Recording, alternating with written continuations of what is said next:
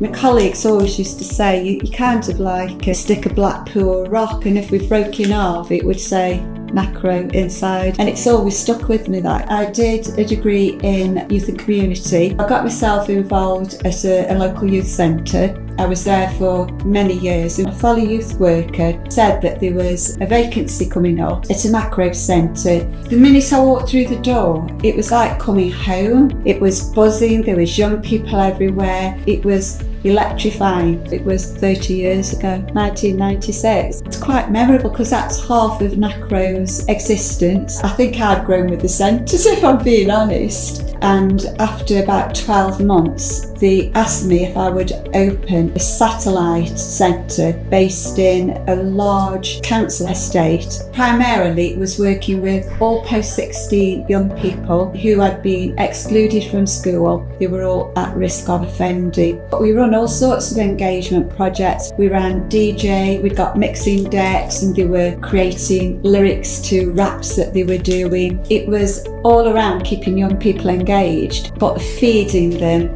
education as well. And then as we moved and got bigger, the education side got more structured, more education, more vocational training, until we've ended up somewhere like this. I actually retired for 2-3 years. Did really want to do it, but at the time I felt it was the right decision. One of my colleagues contacted me and said, would you consider coming back? I know you've got qualifications in catering. So I was back with Nacro. I can't think of another profession that I could see myself in where I would get such job satisfaction. I can honestly say I have never woke up and thought to myself, oh, it's not work today. I've never ever felt like that. One always sticks out in my mind. She got quite a big issue at the time with drugs. She'd been a rough sleeper, and she was coming to us to do a maths or English, life skills. She'd got such a lot of potential. We sorted housing out for her, and then she got clean. When we were talking about careers, she said that she wanted to go into the armed forces, and that's what she ended up doing. 4 years later, this lovely little Volkswagen Beetle pulled up outside the centre, and out she came in a uniform. I can see her walking in now, you know, and yeah, that's why I would do the job. But there's been loads of occasions like that.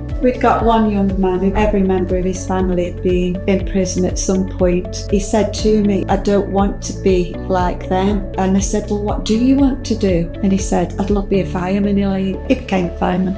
You can't put a price on the work that we do, not when you get the outcomes like that. I think we've always shown that there's a need in Stoke, and that need has only grown in those 30 years.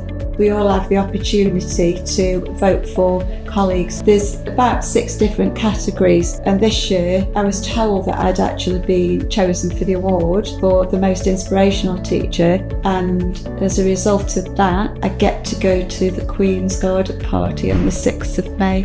So, wow. Describe Nacro in one word. I think we are unique in what we do.